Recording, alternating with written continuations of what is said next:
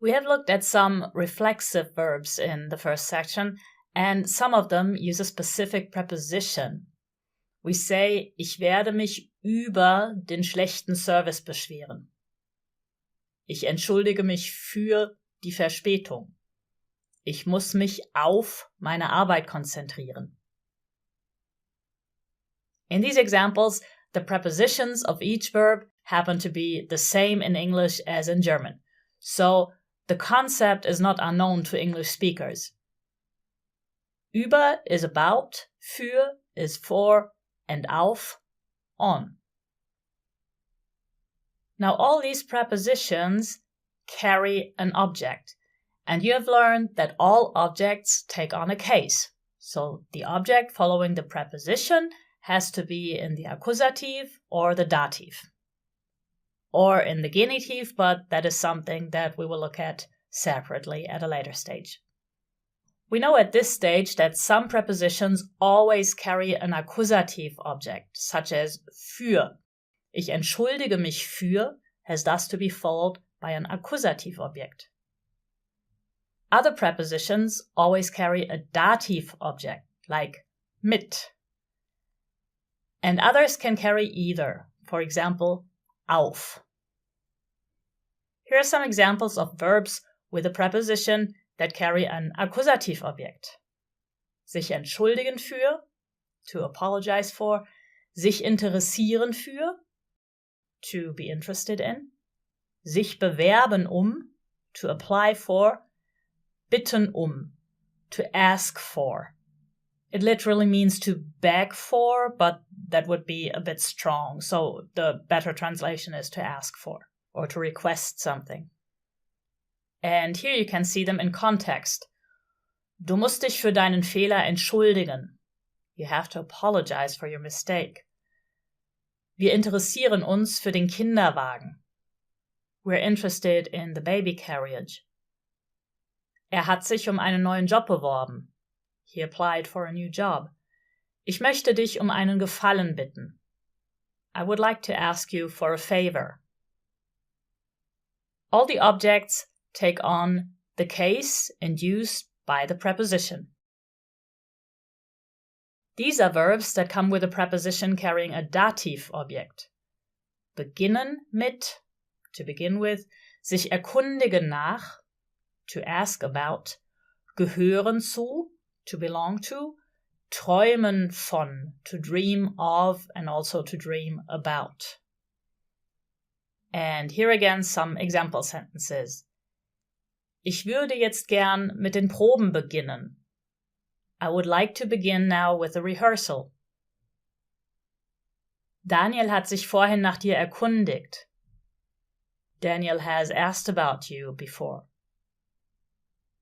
Er gehört zu den bekanntesten Schauspielern.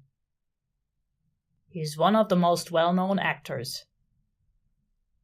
Sie träumt schon lange von einem Haus am Meer. She has been dreaming of a house at the sea for a long time. You can see that all the objects take on the dative, which has been induced by the preposition of the verb.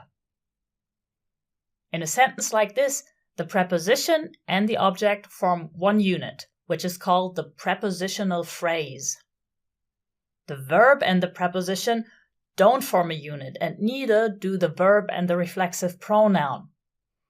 The latter is a singular object, and the verb unit only consists of the actual verb. This is important to know when changing the sentence order. You will especially see that later when we speak about the position of nicht in such sentences. But back to the prepositions. These are the tricky ones, the two-way prepositions that can take on either an accusative or a dative case.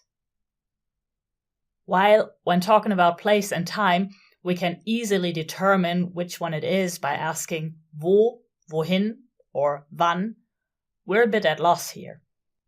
Two-way prepositions that often appear with verbs are über, auf, an, in, and vor. And as in the example above, we have no way of knowing which one it is going to be.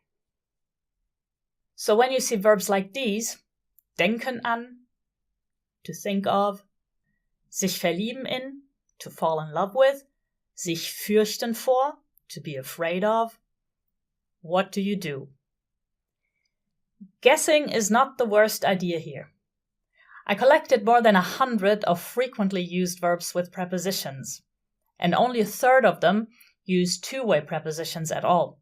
And of those, only 1/4 uses the dative, which means if you encounter a verb with such a preposition and have no idea which case the object takes on, using an accusative will give you a 75% chance to get it right.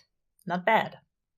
Here are the example sentences for the 3 verbs you just saw. Ich denke noch oft an meinen ersten Freund. I still often think of my first boyfriend. Markus hat sich in seine Kollegin verliebt. Markus fell in love with his colleague. Anna fürchtet sich vor ihrem Examen. Anna is afraid of her exam. So the first 2 sentences use an accusative, meinen ersten Freund, seine Kollegin, and the third one a dative object, ihrem Examen. Of course, there's also a more accurate way to study this topic, and that is what we're going to look at next.